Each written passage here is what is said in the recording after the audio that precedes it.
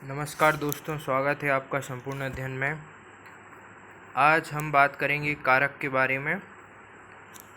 कारक क्या होता है और हमारी भाषा में कारक का क्या उपयोग है, इसके बारे में हम जानेंगे।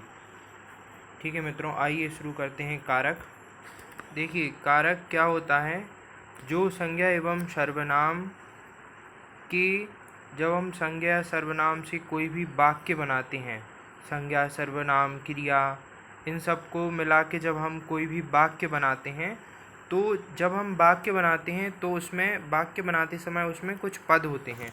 जैसे यहाँ पे आप ये देखिए, पुलिस ने भ्रष्ट नेता को डंडे से बहुत मारा। तो देखिए, इसमें संज्ञा भी है, पुलिस संज्ञा हो गई, नेता संज्ञा है। ठीक, इसमें सर्वनाम नहीं है, इसमें क्रिया हो गई, मारना क्रिया हो गया। तो कारक चिन्ह वो होते हैं जो संज्ञा, सर्वनाम और ये क्रिया के बीच में संबंध को बताते हैं। ठीक है मित्रों, उसके आपस के संबंध को बनाते हैं। ठीक, कि उस वाक्य में हर पद का अपने आगे के पद से, पद मतलब आप समझ रहे होंगे, ये शब्द हो गया, जैसे पुलिस, भ्रष्ट, नेता। ठीक, तो ये पद हैं। तो अब इन पदों को जो शब्द जोड़ते हैं वो कारक कहते हैं। उन्हें क्या कहते हैं हम? कारक। जैसे पुलिस ने, तो यहाँ पे ने, यहाँ पे एक कारक क्या है? ने कारक है। फिर इसी प्रकार से भ्रष्ट नेता को, तो यहाँ पे को एक कारक हो गया। फिर डंडे से, तो से एक कारक हो गया।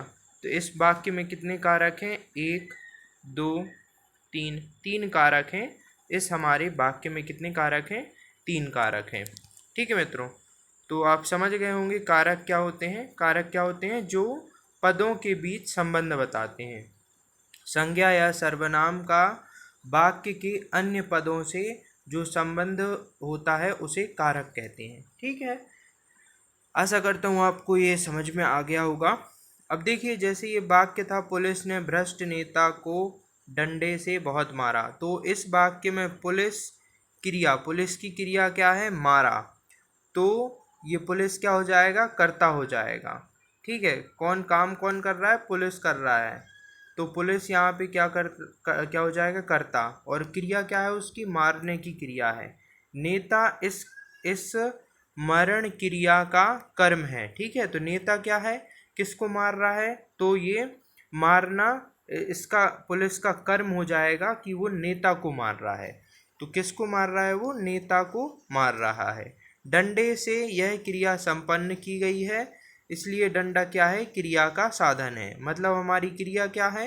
मारना हमारी क्रिया है। तो और हम मार किससे रहे हैं? डंडे से। तो डंडा इस क्रिया की क्या हो गया? हो गई, साधन हो गई। ठीक है मित्रों, तो आशा करता हूँ आपको ये समझ में आ गया होगा। अब आइए हम जानते हैं कारक और उसकी पहचान के बारे में, और साथ में कारक चिन्हों को भी जानेंगे। तो देखिए, पहला कारक है हमारा कर्ता। अब कर्ता कारक की क्या पहचान होती है? कि ये किसी न किसी क्रिया को संपन्न करेगा। जैसे कि हमारे ऊपर ये वाक्य था कि पुलिस ने भ्रष्ट नेता को डंडे से बहुत मारा। तो यहाँ पे ये कर्ता क्या है? ये देखिए, पुलिस। ठीक, तो ये पुलिस क्या है? एक क्रिया संपन्न कर रहा है, मारने का। तो ये इधर पे इसका कारक चिन्ह क्या है? ने। तो ने क्या होता है? ने आपको जहाँ पे भी मिलेगा वो कर्ता कारक चिन्ह होगा। ठीक है मित्रों, इसी प्रकार से कर्म, कर्म में क्या आएगा? कर्म कारक में कौन सा चिन्ह होता है? तो देखिए, ये क्या है? क्रिया को प्रभावित होने वाला है। ठीक है, क्रिया से प्रभावित होता है कर्म। कर्म मतलब हमारा काम। तो जैसे हम डंडे से मार रहे थे, ठीक है मित्रों, तो डंडे से मार रहे थे और किसको मार रहे थे? नेता को। तो मारने का कर्म था किसके लिए? नेता को मारने का कर्म था, इसलिए ये क्या आया है? को, ए और ए। तो जहाँ पे ये आपको दिखेंगे तो आप वहाँ समझ जाइए कि यहाँ पे कौन सा है? कर्म कारक है। ठीक है मित्रों, अब देखिए करण कारक। तो करण कारक किस कारण से और किस से हम किसी को मार रहे हैं। ठीक है, जैसे कि हम बोले कि मैं रोड से मैं बस से घर गया, अपने बस से मैं घर गया। ठीक है, तो यहाँ पे क्या आएगा? यहाँ पे साधन क्या है? जाने का कर्म हो रहा है। तो यहाँ पे कर्म किससे जा रहे हैं हम? बस से जा रहे हैं, तो जाने का साधन क्या है? बस। तो मैं घर बस से जा रहा हूँ, तो घर बस से जा रहा हूँ, इसको कौन सा कारक यहाँ पे आ रहा है? करण कारक। तो यहाँ पे कारण क्या है? बस से जा रहे हैं, तो मतलब जो भी साधन या जो भी क्रिया हमारी जाने की क्रिया हो रही है, तो वो जाने की क्रिया किससे हो रही है? उसका साधन क्या है? बस। तो बस और जाना किससे जुड़ रहा है?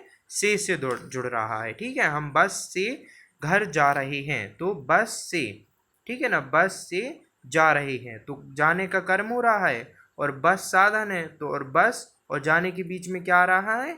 से आ रहा है। इसलिए हम इसके अलावा हम लिख सकते हैं कि हम बस के द्वारा घर जाएंगे। तो यहाँ पे भी क्या है? अपना कर्म जाने का है और जा रहे हैं हम बस से, तो बस और से तो के द्वारा। ठीक है मित्रों, तो ये करण करण कारक क्या होता है? कोई भी साधन या उपकरण, जहाँ पे साधन या उपकरण की बात होगी वहाँ पे अपना करण कारक आएगा। अब संप्रदान क्या होता है?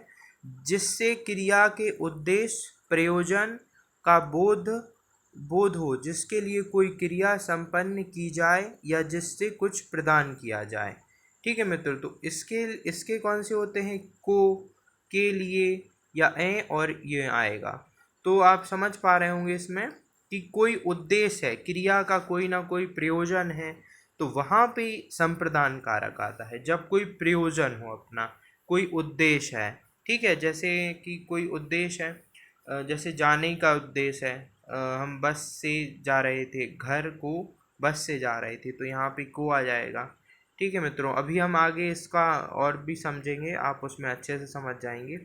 अब अपादान, अपादान में क्या होता है? अपादान में अलगाव हो, वहाँ ध्रुव या स्थिर में अपादान होता है। ठीक है, अलगाव हो, जैसे कि पत्ता, पत्ता पेड़ से गिर गया, तो यहाँ पे क्या है?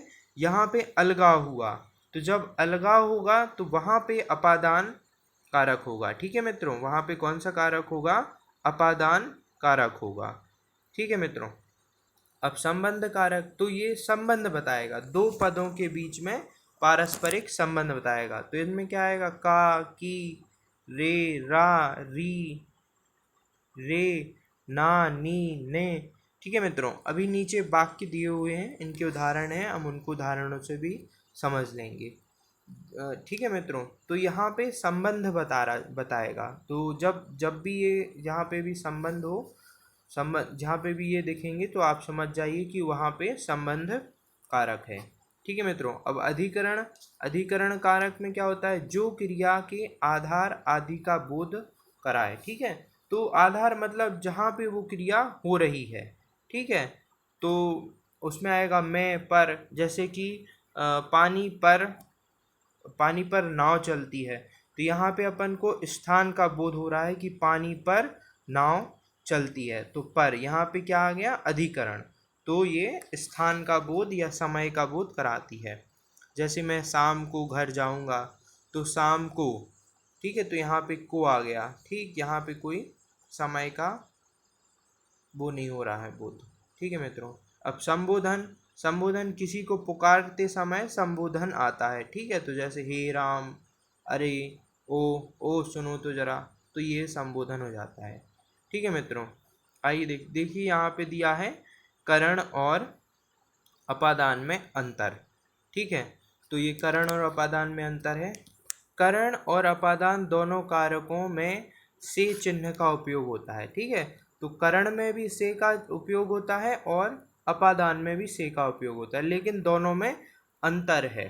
ठीक है, जैसे कि बोलें, ऊपर वाला वाक्य था या यहाँ पे वाक्य लिखा हुआ है, इसी को देख लेते हैं। तो देखिए, वह बस से गांव जाता है, तो देखिए यहाँ पे वो साधन के रूप में उपयोग हो रहा है। ठीक है मित्रों, बस से गांव जाता है। ठीक, तो अपादान में क्या होता है? अपाय मतलब अलगाव का भाव है। ठीक है, तो बस से गांव जाता है, तो वो किसी चीज से अलग हो रहा है। ठीक है, जैसे बच्चा माँ से अलग हो गया, तो यहाँ पे भी क्या आ रहा है?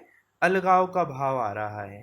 ठीक है मित्रों, तो जहाँ पे अलगाव, अलग होने का भाव होगा, वहाँ पे अपादान कारक होगा। और जैसे कि करण कारक कहाँ होगा, जैसे हमारे ये वाला वाक्य था, पुलिस ने नेता को डंडे से बहुत मारा। तो डंडे से, अब यहाँ पे से क्या है, डंडा अलग नहीं हुआ है, यहाँ पे डंडा क्या है, उसमें उसके पास में आ गया, वो साधन हो गया एक प्रकार से। तो जहाँ पे आप समझ जाइए, जहाँ पे साधन बताएगा वहाँ पे कर्म सॉरी समझ लीजिए करण कारक होगा, और जहाँ पे अलगाव की बात होगी वहाँ पे अपादान कारक होगा। ठीक है मित्रों, तो आशा करता हूँ आपको समझ में आया होगा। यहाँ पे ये कुछ उदाहरण दिए हैं, यहाँ पे ये अशुद्ध उदाहरण है एक तरफ, और एक तरफ शुद्ध उदाहरण दिए हुए हैं। ठीक है, शुद्ध वाक्य और अशुद्ध वाक्य हैं। तो देखिए इनको, मेरे को वहाँ जाना है। तो ये मेरे को, यहाँ पे ये को जो को कारक उपयोग हुआ है ये गलत है। ये सीधा सीधा वाक्य मुझे वहाँ जाना है, वह गाड़ी के ऊपर बैठा है। तो गाड़ी के ऊपर नहीं, गाड़ी पर बैठा है। तो यहाँ पर क्या हो गया, देखिए मैंने आपको अभी बताया था ये कौन सा है, संबंध कारक है यहाँ पे। ठीक है मित्रों, कौन सा कारक है, क्षमा कीजिए अधिकरण कारक है। ठीक है, जो क्रिया का साधन है। ठीक, यहाँ पे कौन सा कारक है, अधिकरण कारक है, वह गाड़ी पर बैठा है। मुझे कहा गया था, तो ये गलत है, यहाँ पे आएगा मुझसे कहा गया था। लड़की मिठाई को रोती है, तो ये गलत हो गया, लड़की मिठाई के लिए रोती है। ठीक है मित्रों, इसी प्रकार से वह चाक के साथ लिखता है, तो वह चाक से लिखता है, चाक के साथ नहीं, चाक से लिखेगा। तो ठीक है मित्रों, तो मैं पत्र लिखने को बैठा हूँ, तो ये गलत है, मैं पत्र लिखने के लिए बैठा हूँ। फिर उससे जाकर कह देना, जाकर के कह देना, नहीं ये गलत है, इसका सीधा सीधा वाक्य होगा उसे उससे जाकर कह देना। इसी प्रकार से और देखिए, ये कुछ और सेंटेंस है, इस बॉक्स के अंदर बहुत कुछ है। तो इस बॉक्स में बहुत कुछ है। तेरे को मेरे से क्या लेना देना, गलत है, तुझे मुझसे क्या लेना देना। मैं आज केरल जाना है, तो ये गलत है, मुझे आज केरल जाना है। इन दोनों घरों में एक दीवार है, तो ये गलत है, इन दोनों घरों के बीच एक दीवार है। ठीक है मित्रों, तो आशा करता हूँ आपको समझ में आया होगा। इनके मैं कुछ और उदाहरण आपके लिए लेके लाऊंगा। ठीक है मित्रों, तो प्लीज़ मेरी वीडियो को लाइक, शेयर और सब्सक्राइब करना ना भूलें। जो भी नए व्यूअर्स हैं वो प्लीज़ सब्सक्राइब करें, जो देख रहे हैं वो लाइक करें और ज़्यादा से ज़्यादा शेयर करें। धन्यवाद।